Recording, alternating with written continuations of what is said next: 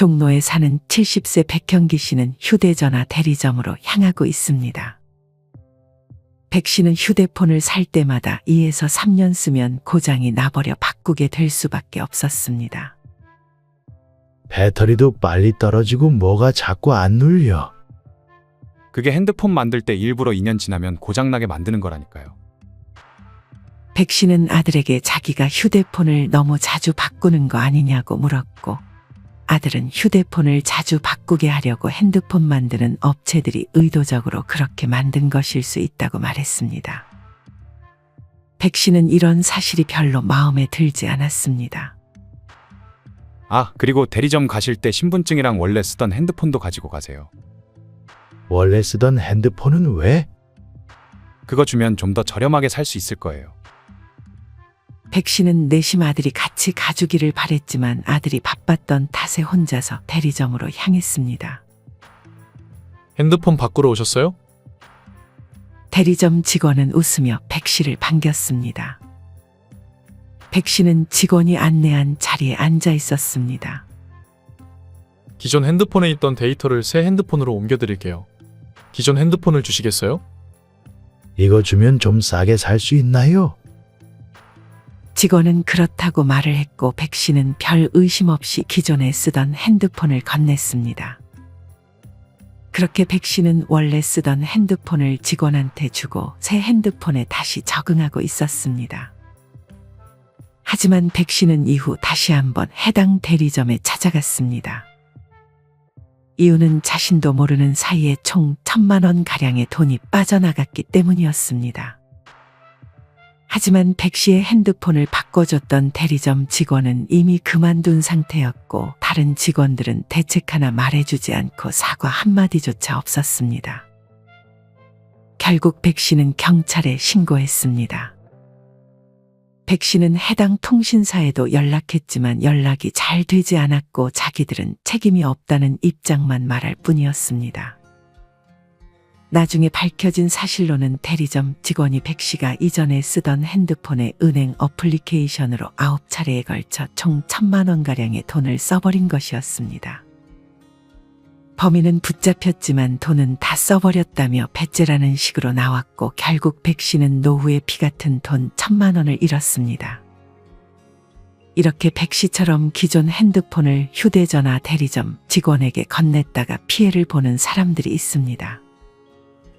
백 씨뿐만이 아니라 어떤 80대 고객은 대리점 직원에게 총 1,180만 원의 금전적인 손해를 봤습니다. 이 대리점 직원은 마찬가지로 고객이 이전에 쓰던 핸드폰에서 돈을 인출한 것으로 밝혀졌습니다. 하지만 불행히도 직원은 이미 사기와 도박으로 피해자의 돈을 모조리 써버렸습니다. 이처럼 기존 휴대전화를 주면 할인을 해준다던가 새 휴대전화로 정보 이전을 하려면 기존 휴대폰을 맡겨야 한다는 등의 요구를 할 때면 일단 의심해야 합니다. 사실 정보를 이전하는 것은 어려운 것이 아닙니다. 기존 핸드폰에 들어있던 작은 유심칩만 새 휴대전화로 옮기면 거의 끝입니다. 그리고 대부분의 정상적인 직원분들은 고객이 보는 앞에서 다 해줍니다. 하지만 만약 직원이 기존 휴대전화를 맡기고 가라든지 기존 휴대폰을 팔라든지 하는 말을 한다면 그 대리점에서는 빠져나오는 것이 좋습니다. 기존 휴대폰을 주면 돈을 얼마 주거나 할인을 해주는 경우도 있지만 사실 얼마 안 합니다. 차라리 할인받지 말고 괜히 범죄에 연루될 수 있는 상황을 피하는 것이 훨씬 중요합니다. 사실 이보다 더 심각한 것은 몇몇 파렴치한 대리점 직원이 고객의 명의로 거액의 대출까지 받는다는 사실입니다. 어느 한 해운대구의 휴대폰 대리점에 근무하던 직원은 10개월의 기간 동안 근무하며 고객의 신분증과 신용카드를 도용해 비대면 대출을 신청하는 수법으로 총 3억 9천만 원 정도를 가로채기도 했습니다. 이 범죄자는 고령자나 인지능력이 떨어지는 13명의 고객을 대상으로 범죄를 저질렀고 자기가 직접 주거지까지 찾아가 요금 할인을 해주겠다며 개인정보를 알아낸 것으로 밝혀졌습니다. 휴대폰 대리점에 가면 신분증은 반드시 지참해야 합니다. 심지어 이제는 휴대폰 개통 전까지 신분증을 맡겨놔야 하는 곳도 많습니다. 정상적인 대리점이라면 너무 오래 신분증을 보관해서 미안하다며 받아놓은 신분증을 우편으로 붙여주는 식으로 돌려줍니다. 하지만 몇몇 악한 직원들은 이를 악용합니다. 경남에 사는 73세 김순자 할머니는 휴대폰을 바꾸기 위해 대리점으로 향했습니다. 휴대폰 요금이 낮게 나오도록 해줄 테니까 신분증을 잠시 맡겨놓으시겠어요? 직원은 할인을 미끼로 김씨 할머니에게 신분증을 요구했습니다. 문제없겠지 하는 생각에 김씨 할머니는 신분증을 직원에게 건넨 뒤 집으로 돌아갔습니다. 하지만 얼마 후 김씨 할머니에게 1억 원의 대출이 되었다는 문자가 날아왔습니다. 김씨 할머니는 보이스피싱일 거라고 생각해 그 문자를 눌러보지도 않았습니다. 할머니는 혹시 몰라 대출 여부를 은행에 물어봤는데 실제 대출이 되었다는 사실을 알게 됐습니다. 김씨 할머니 자신도 모르는 사이에 은행이나 카드사 등 금융기관 약 5곳에서 대출이 이뤄진 것이었습니다. 김씨 할머니는 이 사건으로 현재 빚이 연체돼 카드마저 정지되었습니다. 대리점 직원은 휴대전화를 개통하러 온 할머니의 신분증을 도용해 다른 휴대전화를 또 만들어서 비대면 대출을 받은 것이었습니다. 이는 비대면 대출을 악용한 사례 중 하나입니다. 김씨 할머니와 같은 피해자들이 상당히 많지만 통신사나 대출을 해주는 은행은 피해 보상이나 피해 예방 등에는 무관심한 것이 현실입니다. 사실 신분증 요구하거나 맡기라고 하는 것은 정상적인 직원들도 다 요구하는 상황이기 때문에 신분증을 건네지 않을 수는 없습니다. 이런 피해를 받지 않기 위해서는 핸드폰을 바꾸기 전에 미리 신청해야 할 것 2가지가 있습니다. 첫 번째는 휴대폰 소액결제 차단 혹은 한도 신청입니다. 만약 핸드폰으로 결제를 하지 않는 분들이라면 무조건 소액결제 차단을 하는 것을 추천드립니다.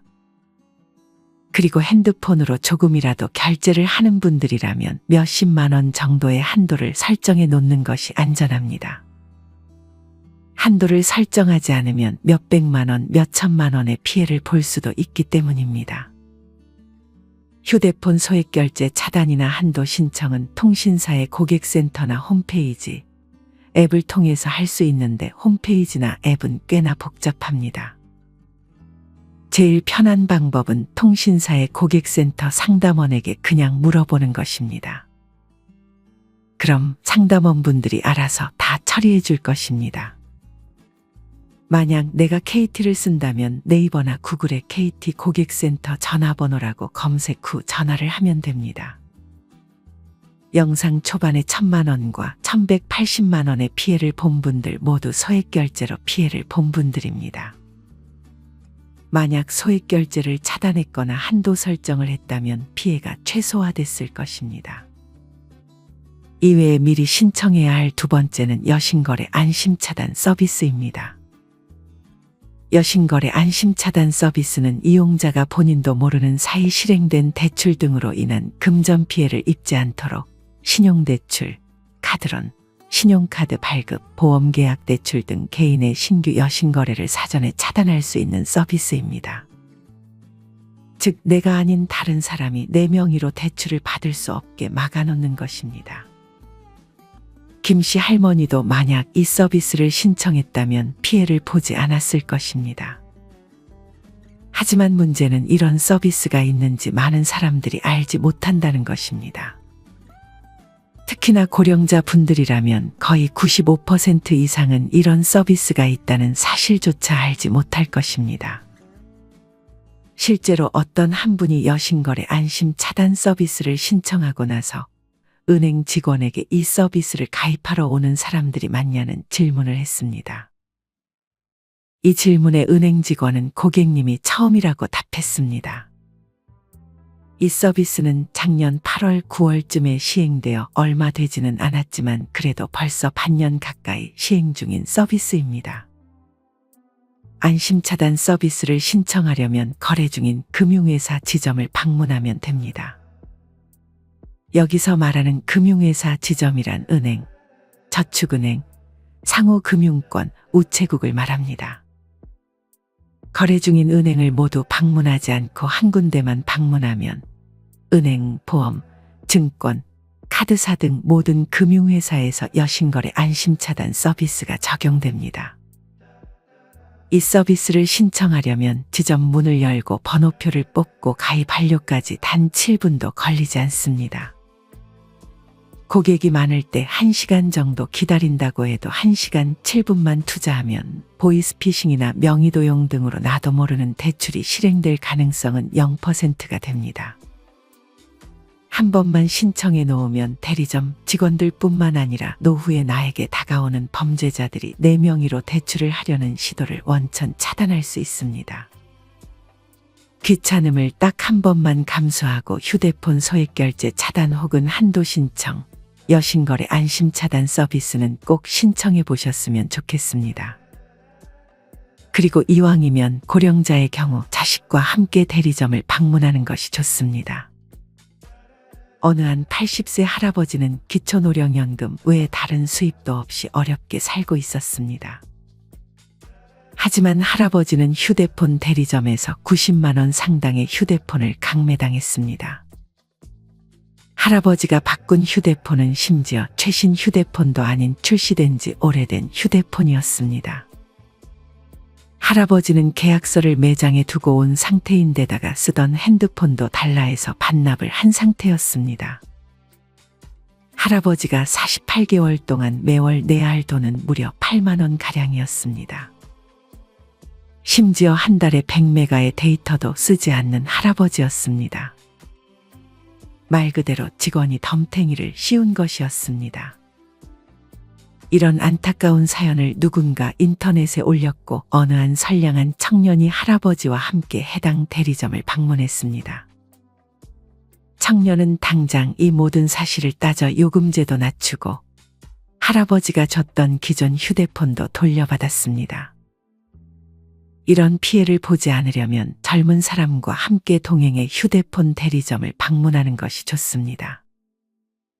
만약 주변에 젊은 사람이 없이 홀로 살고 있다면 사회복지사에게 도움을 요청해 볼 수도 있습니다.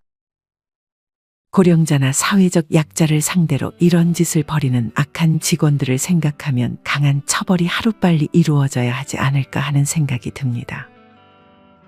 이런 피해는 발달 장애인도 피할 수 없었습니다. 발달장애인 임 씨는 대리점 직원으로부터 싼 가격에 최신 휴대폰을 개통해 주겠다는 말에 계약을 했습니다. 직원은 3개월 동안만 고가 요금제를 내면 그 이후에는 저렴한 요금제로 변경될 것이라 말했습니다. 휴대폰을 매번 새 것으로 교체해 줄 테니 한 달에 한 번씩 방문하세요. 하지만 직원은 임 씨 몰래 임 씨의 명의로 총 5대의 스마트폰과 1대의 태블릿 PC를 개통했고 대부분 10만 원이 넘는 최고가 요금제였습니다. 임 씨는 2019년부터 작년까지 통신요금과 기기할부금, 위약금까지 다 합쳐 무려 1,000만 원에 가까운 돈을 내야 했습니다. 중앙장애인 권익공호 기관에 따르면 2019년 상업시설 장애인 학대 건수 51건 가운데 33건, 즉 65%가 휴대폰 대리점에서 발생했다고 합니다. 의사소통에 어려움이 있는 발달장애인 등을 대상으로 통신기기를 짧은 기간 동안 반복적으로 개통하고 본인이 원하지 않는 태블릿 PC나 스마트워치 등 다른 상품들까지 끼워서 파는 수법입니다. 발달장애인의 경우 괜히 혼날까봐 부모님이나 주변 사람들에게 말을 못하고 소가리를 하는 경우도 있습니다. 만약 주변에 발달장애인을 두고 있다면 휴대폰 요금에 대해 한번 물어보고 부당한 요금을 내고 있다면 바로 잡아야 합니다. 고령자와 발달장애인뿐 아니라 젊은 여성들이 피해를 본 사례도 있었습니다. 어느 한 여성은 자신의 쓰던 기존 핸드폰의 사진을 전부 삭제하고 기존 핸드폰을 대리점에 반납했습니다. 이 여성은 기존 휴대폰을 반납하는 대신 할인을 받았습니다. 하지만 이후 이 여성에게 연고 없는 한 남자가 개인정보가 유출됐다고 알려주며 여성의 사진 9장을 보내왔습니다. 알고 보니 대리점 직원들이 삭제한 사진을 복원해 동료들과 돌려보고 다른 곳에 유출까지 시켰던 것이었습니다. 대리점 직원은 입막음을 위해 피해 여성에게 1억 원의 배상액을 제시했지만 여성은 거절했고 피해 사실을 SNS에 알렸습니다. 그랬더니 같은 대리점에서만 11명의 피해자가 나왔습니다. 본사는 위탁 대리점 직원들의 범죄 행위에 대해서는 책임이 없다는 입장만 밝힐 뿐이었습니다. 여러분들이나 여러분들의 자식들도 이런 피해를 당할 수 있습니다. 이런 이유들로 기존 핸드폰은 그냥 반납하지 않는 것이 좋은 선택일 것입니다. 사실 모든 선량하고 정직한 대리점 직원들까지 몇몇 범죄를 저지르고 예의 없는 직원들 때문에 같이 욕을 먹는 것 같습니다.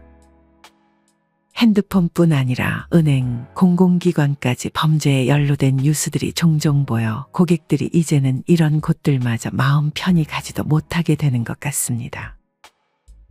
앞서 말씀드린 소액결제 차단 혹은 한도 설정, 여신거래 안심차단 이외에도 명의도용 방지 서비스 등 범죄 행위로부터 자신을 보호할 수 있는 좋은 서비스들이 더 있습니다. 은행을 방문하거나 통신사 고객센터에 전화해서 여러 범죄로부터 예방을 받을 수 있는 서비스가 어떤 것이 있는지 물어보고 돈이 드는 게 아니라면 모두 신청해 보셨으면 좋겠습니다. 이상으로 오늘의 영상을 마치겠습니다. 우리 모든 구독자분들의 행복한 여생을 응원합니다. 다음에 더 좋은 내용으로 찾아뵙겠습니다. 감사합니다.